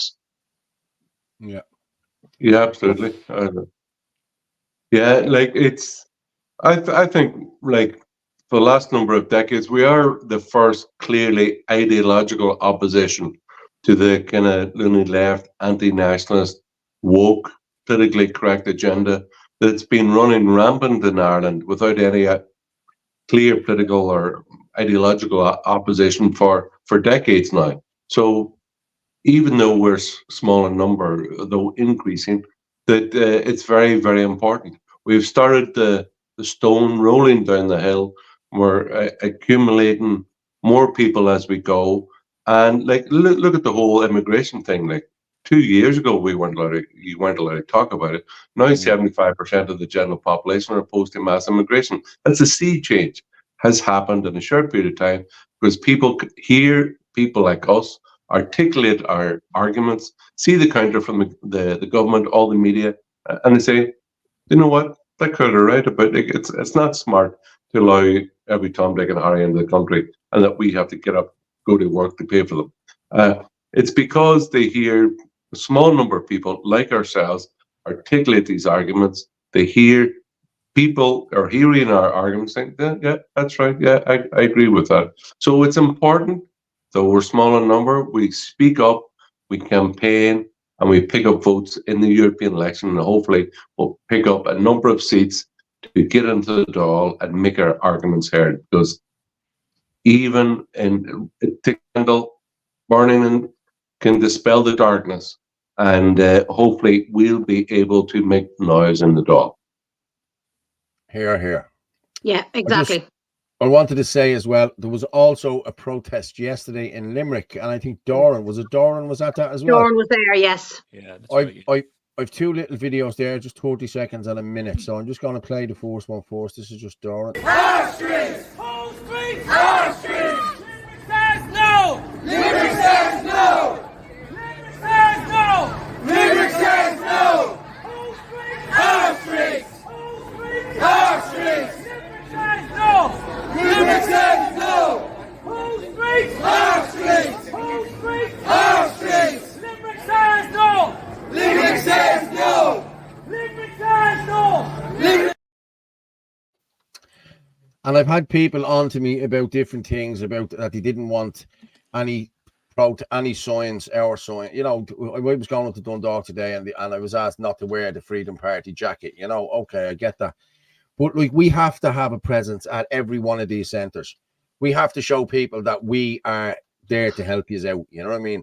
And like the Kulak says no thing is a prime example there. I'm involved in that there now, trying to get this all back. You know what I mean? So let's hope it all works out, because as in your video, Herman, I love the video. We played it right at the start there, so that we could get it out, your statement that you made. 5 idiots went up there off their own bat, not the whole nationalist movement or not the whole says no movement, and people know that now, you know what I mean? So you still have the crusties that are going to keep saying this, that, and the other. Sure, I'm hearing about me knife every couple of days. They're throwing that in there as well, but that's full of shit. It just doesn't bother me anymore. You know what I mean? People are hearing the truth and seeing what's going on now, with their own eyes. And the whole idea of the police doing what they're doing, like, okay, as I said earlier, there's a few kids throw stones, they bash the kids, and then they bash whatever. You know what I mean? That's only to keep the older people from coming out there and protesting, because the older people are afraid of getting pepper sprayed or afraid of being involved in that. But now the older people can come back now and march with us and everything else now, because that's all sorted now. There'll be no more of that, So onwards and upwards. Good. That's great, Paul. I'm really pleased about that. Yeah, it is very important that we're there as a visible presence. People can see us. Like, it's not our event, so I'm taking a banner up without the consent of the organizer, but jackets and stuff, absolutely. Flags, absolutely. Giving out leaflets at someone else's event, yeah, I think it's a bit of a cheat. I wouldn't do that, and I wouldn't allow other people to do it at an event which I organised. But just didn't Doran seem? I never seen a guy look so happy at an event as Doran do. He always has a big smile on his face. He's certainly happy to be there. I believe he spoke very well. Spoke very, very well. Some great lines there. Replace them before they replace us. That's a great line. Whoever came up with that. But he's always a big smiley, happy face on him, Doran. Like, he's a very nice guy, and we have to present ourselves as we're just concerned Irish parents, concerned about the future of our country, and it's not some kind of crazy or extreme view. We're representing on the immigration issue, as an example, the mainstream view. And I'm sure if you look at other issues like do you want the carbon tax? No. Do you believe in all this kind of climate alarmism? We're all going to die from carbon dioxide? No. I'm sure you will find out that many of the views which we enunciate in the Irish Freedom Party have the agreement of the vast majority of the Irish people. Yeah, definitely. Yeah. No, I think it looked well, actually, in Limerick. I was slagging Doran today when I was on the phone to him. I said, he's like the Tom Cruise of Galway, because you always see him going around with the sunglasses on him. See, it's great. We got all the good-looking lads from all the good-looking candidates. You know what I mean? That's what we're doing, aren't we? We're the good-looking party. Paul, of course. Yes. Yeah. I'm just going to play. There's another minute of that, so I'm going to play that now, just to let you see the extent of the people that was actually. Limerick says no. Limerick says no. Limerick says no. Who streets? Our streets. Who streets? Our streets. Limerick says no. Limerick says no. Our streets. Our streets. Limerick says no. Limerick says no. Our streets. Our streets. Limerick says no. Our streets.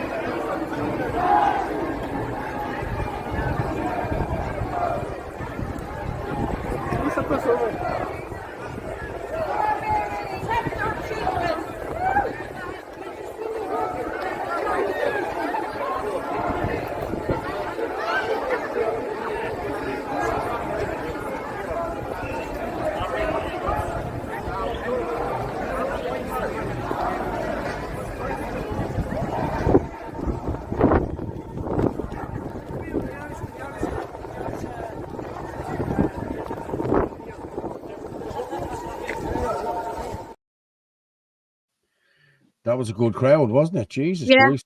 That was a great crowd good. now. We got a great day for it as well, with the sun out. Yeah.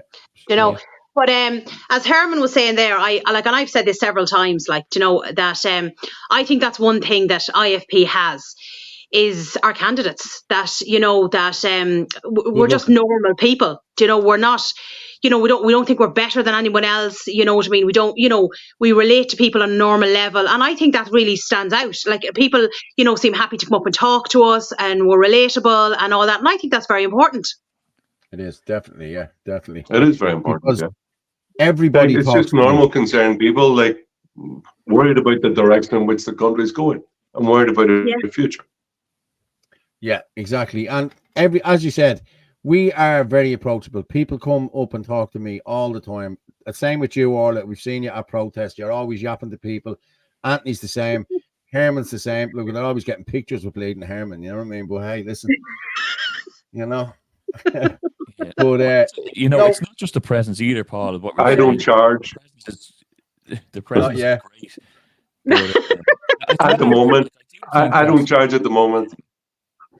Listen, you weren't too bad. Try be the media person who's hanging off a pillar trying to film Herman doing a speech and try not to kill herself at the custom house. Yeah, But look, Herman, it was fine. You looked good in the video. Actually, it was yourself, worth it. Orla, that with the suggestions that video you showed about me making a statement about Belfast. Yeah, sometimes a bit of pressure is good. Herman, need a video. Mama, come on.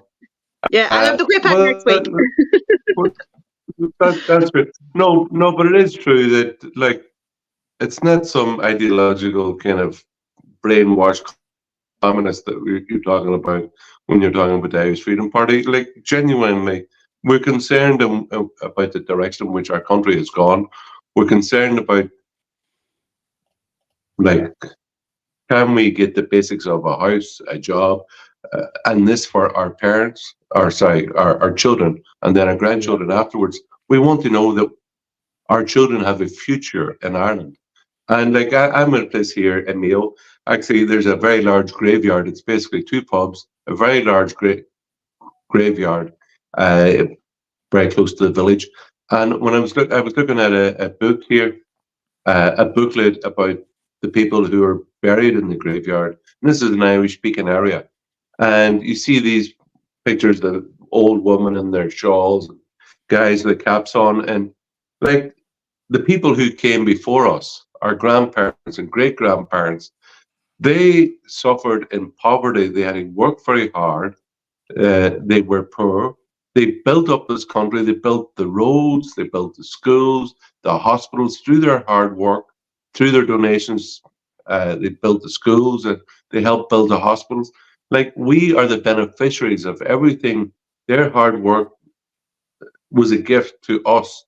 And we have to make sure that we pass on to our children to ensure that they have a future in Ireland. Because otherwise, Ireland will turn into what is a physically very beautiful country, and until recently, socially very stable, high trust, low friction society. It will be changed dramatically and possibly changed forever unless we in our generation now do everything we can to save Ireland from its cultural destruction by a government who have turned their face against us. Yeah. What were you going to say there, Anthony? You were talking there before Herman started talking. Well, I was just saying about being present in the being present at the marches and the protests. I think it's important, but you know, another aspect to it as well is giving the people their voice that are there, because RTE won't. Like, RTE ain't going to turn up to exactly to Dundrum and Tipperary, where there's 280 people going into a 150 person village. RTE will certainly take snippets and put their spin on it. But when you get there and you speak to a concerned grandmother who's a real person in that community, that's when it gets shared by everybody and they get a voice again. And that's what it's all about. The government now are trying to take away our voices. This free speech, hate speech bill, which is taking away our free speech. We need to give that back to the people in more ways. And that's a way we can do it. And you can do it in bigger, better ways when we get elected. We've plenty of ideas on that. But at the moment, I think that's a really important part.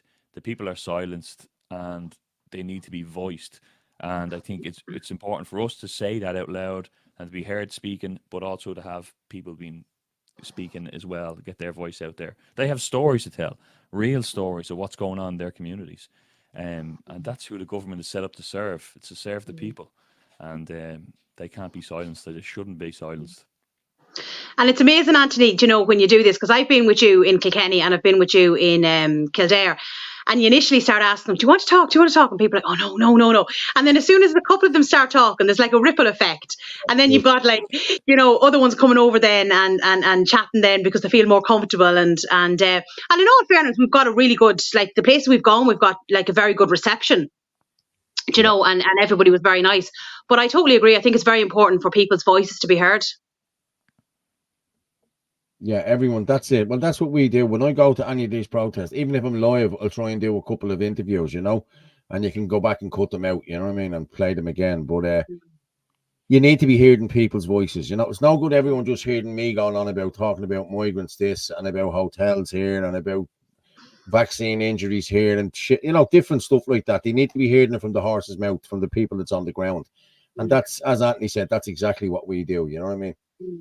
And I will say, actually, this should be said, and I've said it several times, right, that especially up in Coolock, it was very, very visible to be seen that the compassion that you showed, Paul, to people, yourself, Gavin, Glenn, was brilliant. Like, you were really there, for the concern of the people, anyone that got hurt or anything like that, that came across, do you know what I mean, in such a brilliant way. Like, it was so genuine, and you can't fake that.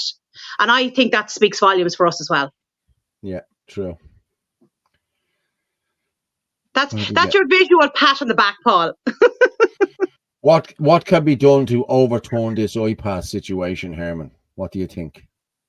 I think the main thing is the welfare thing is we've got to turn off the money tap. I think that will be the sharpest agent of change that we have in the armory, if elected, is to advocate that Irish taxpayers' money go only to Irish citizens, because it's not our duty to feed and clothe and give free welfare to the rest of the world. And I think it's that argument which is easier, it will be the easiest to win as well.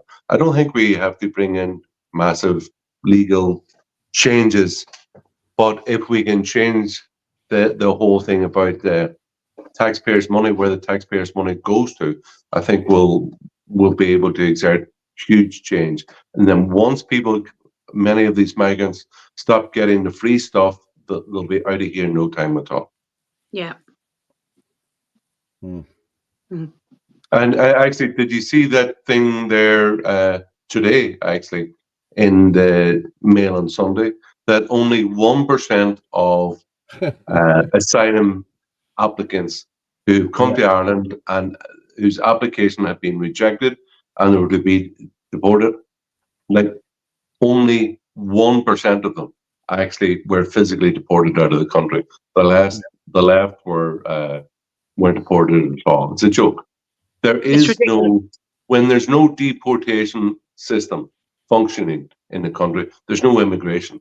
There's no immigration system, because if it's one in all and everybody can come, nobody's deported, well, people will just keep on coming. So no one's thrown out. And in a world in which Ryanair flights are so cheap, you can fly from anywhere across Europe and a lot of areas of the world, they can come to Ireland.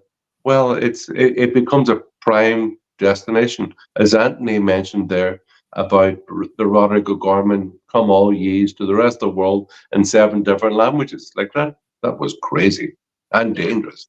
And so shut the money tap. And I believe a lot of these economic migrants all those who are here for the free stuff will leave, or they'll certainly be financially encouraged to leave, where there's a push factor rather than a pull factor as we have at the moment. I just wanted to go with this councillor in the UK. Remember we were talking about earlier, he asked for people's throat to be cut. We were talking about our own councillor down in Limerick there saying the same thing. A Labour Party councillor. Is it Dartford or something like that? It seems he's been arrested. So we'll just go with this, just let you hear it. They hurt. We've got children and women using those trains, destroying the summer holidays. They are disgusting, nasty bastards, and we need to cut all their throats and get rid of them all. I just want to say thank you all. I'm going to leave it now. And free Palestine! Free Palestine! Free Palestine!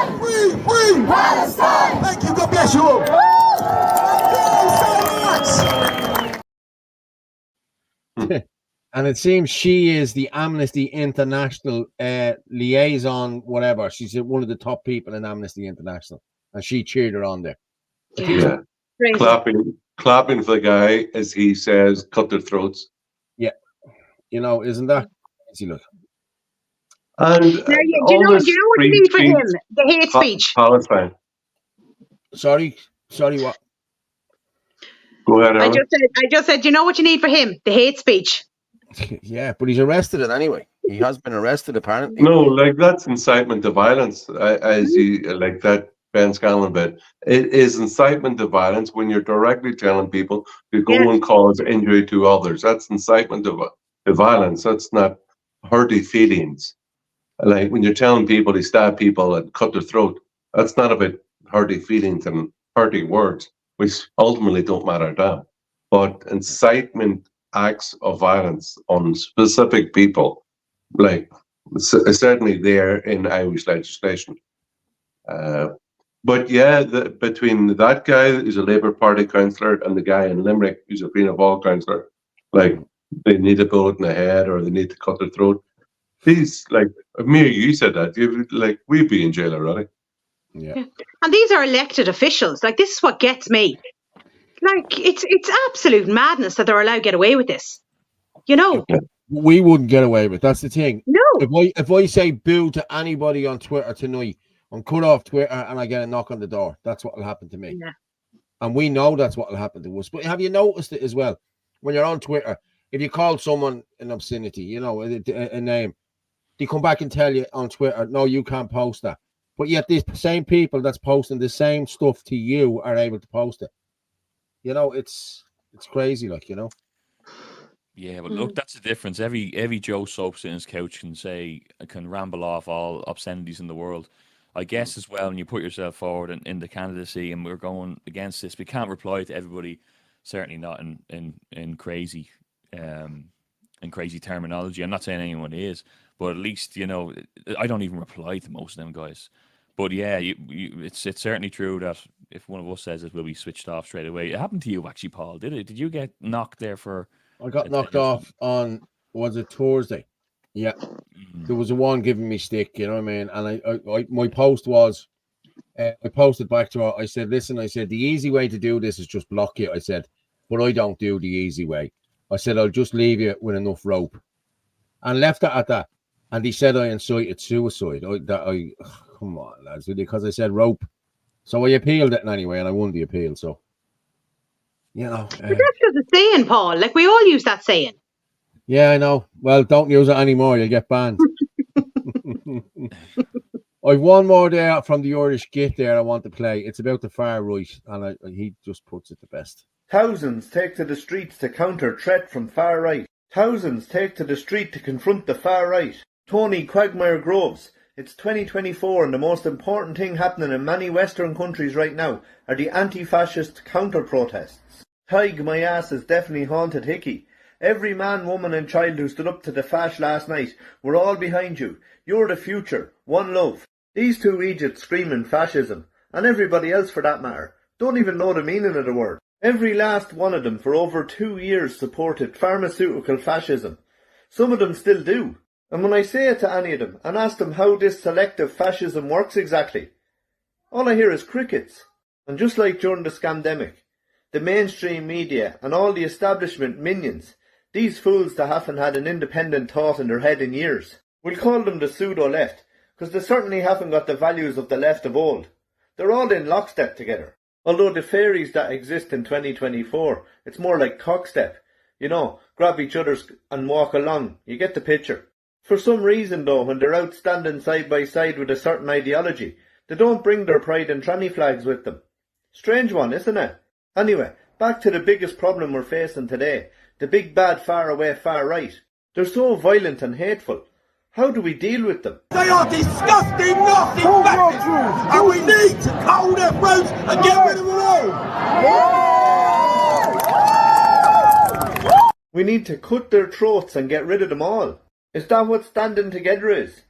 That was an elected Labour councillor. When the media reported on these rallies, why didn't they report on that?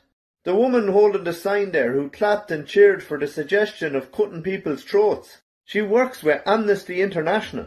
She's their country coordinator. She's also a teacher. The racist violence we are now seeing on the streets in the UK has been preceded by an intense period of scapegoating refugees and migrants. Living free from violence is a human right. Unless you hold different views than ye. Isn't that right? Ye and the rest of the cockstep pseudo-left. There you have it in a nutshell.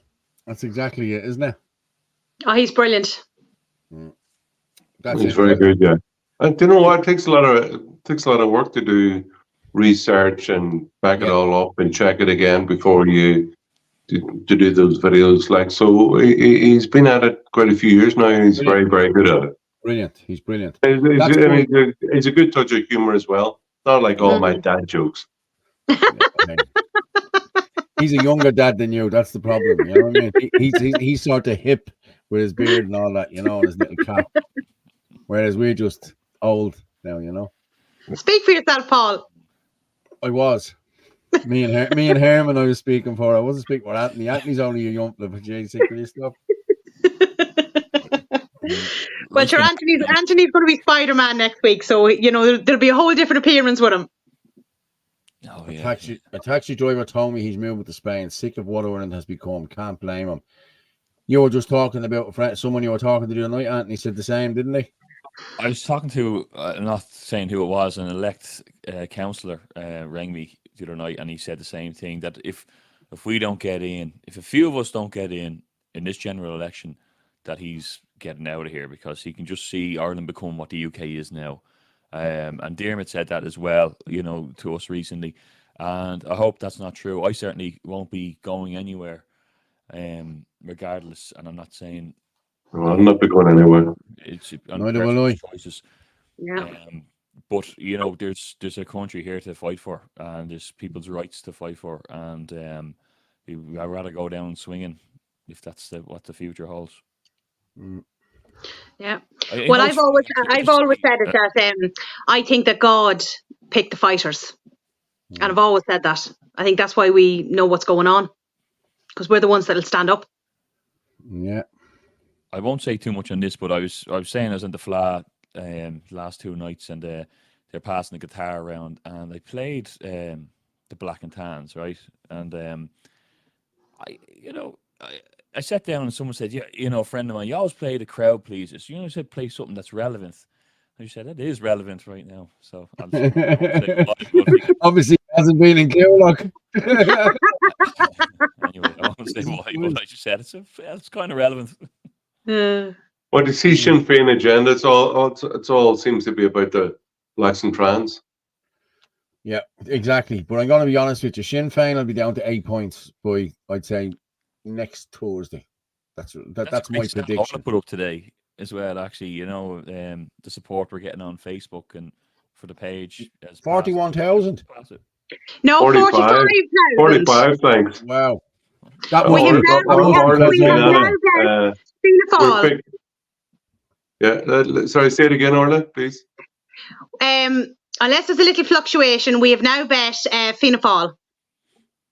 It's brilliant. Yeah, delighted. Yeah, no, that's a huge change. Actually, I remember at the start, and there were all the lefties were commenting about, oh, it's okay, this crowd, they'll never have more than 10,000 followers on social media. 10,000 followers, now it's 45,000. It's bigger than Fianna Fáil. There's a huge jump up. Yeah. And actually, the clip that Kathy did for social media last week when I spoke in Dundalk, that has so far had 1.9 million views within like 2 days or so, or 3 days. It's huge. Yeah, it's so brilliant. You know what? It is important to get the message out in social media. It's not as if we have a press office working for us in the media. It gives us an easy ride. Quite the opposite. They're happy to lie about us hand over fist. So we have to use the means that we have close and affordable, and that pretty much means social media and meeting people on the street or at their home. Yeah, and our Twitter is flying as well. Like, I mean, is it? You know, it's not that far away from 43,000. Like, that's absolutely brilliant as well. That's really, really bad. There's the last question there now before we finish up. Herman, how will you keep trans ideology out of schools, Herman? You're going to put me in as the education minister and I'll sort it out. That's what's going to happen. Paul's the man. No, but as we make fun of this, that it really is important that we get our hands on political power, that we're not a protest group, that we're in the Dáil, getting political power, because that mentioned there, the gender ideology in schools, it's pernicious, it's dangerous. You're talking about lifelong mutilation and sterilization of young kids as minors. Like, that is actually, the adults advocating that really should be in jail. Any doctor doing that to a young child should be in jail, should be struck off. It is a triumph of ideology over biology. And talking about silly ideas, like a few years ago, we would just hear this thing and we would laugh at it. And it's so silly, it's ridiculous, this stuff coming over from America. But all of a sudden, we find it's in Irish schools.